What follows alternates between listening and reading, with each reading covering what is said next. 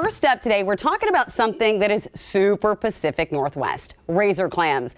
And that's the name of a new book by author David Berger. And he joins me now this morning with Clamming 101, which is something in the 10 years I've lived here, I've actually never learned how to do. Okay. So I'm excited to work with you today. So let's talk first. For those who don't know, what is a razor clam? Well, razor clam is a clam. Yes. And it lives on the Washington State coast in the sandy beaches. Only on the Washington State coast? Oh, well, a little Maybe bit a little into into Oregon. Oregon, a little bit up to Alaska. Okay, but we are the epicenter for the concentration of razor clams. What is so special about them? Well, a lot of things are special about razor clams. First off, they're a beautiful shell and a beautiful animal. Yeah. They're a lot of fun to catch and to go to the beach to enjoy. Yeah. And people like to cook them up to a tasty meal. I think that's, hey, that's the good part about it. They're perfect for everything. So what is the process of getting them out of the ground like? I've dug for clams before here in the Pacific Northwest, but never a razor clam. Okay. So razor clams are special for a number of reasons. Mm-hmm. One is they move up and down in the sand column. Oh, look at that. So they are clams you have to chase. Oh, I It's like a chase. Sport. Okay. It isn't like other kinds of clamming. So it's definitely a sport. It's also a family activity. So when you go to the beach on a razor clamming tide, a low tide, you will see people in their 80s, you will see kids who are 6, dogs, babes in arms, people on dates. It's really a fun family activity. That is so cool. I love that. It's a thing that we can all do together. Now, in that picture we just saw, it looks like there was this tool here. So what is this? That is a tube. Okay, I'm going to hand it to you. Okay. All right. There are a variety of ways to go for these clams. Okay. You can dig them with your hands. I will say that. You do not need special equipment. You can just go out there and dig them. You can just go out there and dig them, but it helps to have some equipment. Okay. The only real necessity is a license. $5, you can have an annual license. Don't forget that. Don't be skimping on that. All right. So a tube is a very popular instrument. You just stand behind what's called a clam show, a little dimple in the sand.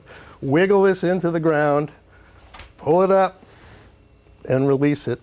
And you notice there's a little hole at the top. Did you ever use a straw in your youth to put it in a glass of milk? Right. Lift the milk up, and then take your finger off and the milk falls down. Okay. Same principle. Same principle. Same principle. Like displacement of air. So you hold this you hold this with your thumb. Mm-hmm. Oh, I see. Oh, and it's perfectly fitted right there. And then you let it out and hope that you get it. I mean. Yes. Then a column of sand will fall out of here. Okay. Hopefully with a clam right in the middle. Oh, wow. And you can use a shovel. Okay. So you said that there's a dimple in the sand. How do you describe it? Clams present themselves in different ways. I love it, these little sneaky clams. Every time you go to the beach, you have to figure out what the clams are doing. Oh. And so there's that engagement. Okay. But it's a lot of fun. Sometimes they're jumping in the net. Okay. Sometimes they're hard to find. So is this the net that they jump in?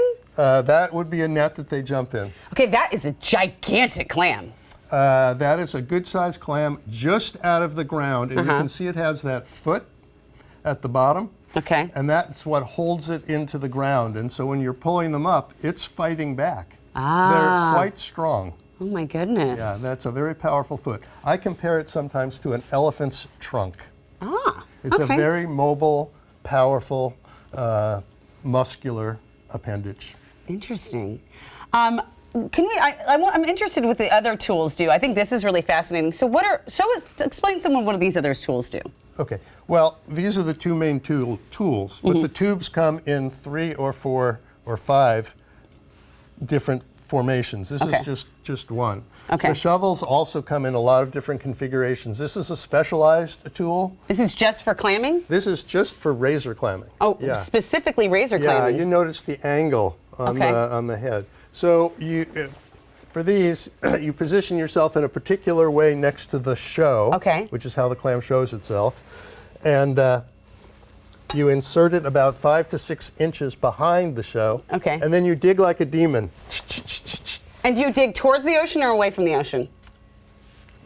in this case, you're 5 to 6 inches. I don't want to turn my back to the camera. Don't turn. It's like the ocean. Don't turn your back to the camera or the ocean.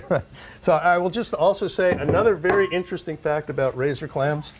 They are all positioned in the sand in the same way. Okay. With their hinges to the ocean. Hinge ocean-wise. Yeah, Okay. they are all. So I have this wonderful vision of literally hundreds of thousands or millions of clams at the beach in the sand, all lined up the same way facing the ocean. That's cool. Yeah. I kind of dig that.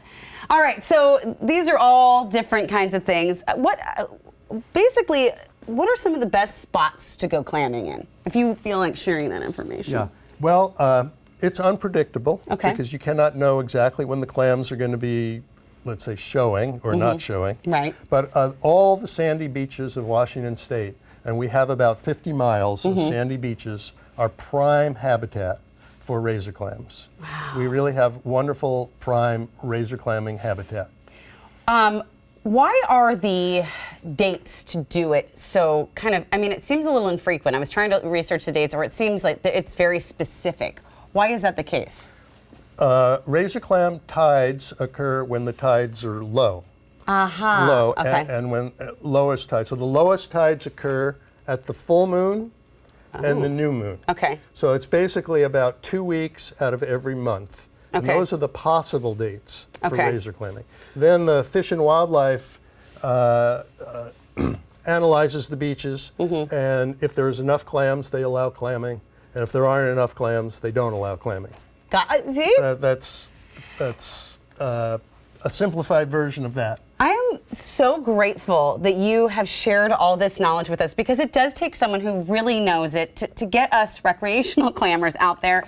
And your book, it really has everything, even recipes in here. Coconut milk curry clams with basil, yum.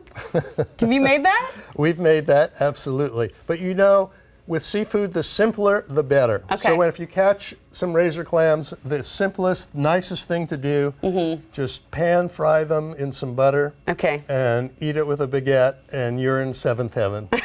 Thank you so much for sharing this. And your book, Razor Clams, Buried Treasure of the Pacific Northwest. This book in itself is a treasure. So much information in here. Even in the appendix, it has all you need to know about getting a license and all the ecological facts about clamming as well. Thank you so much, David. Thank you.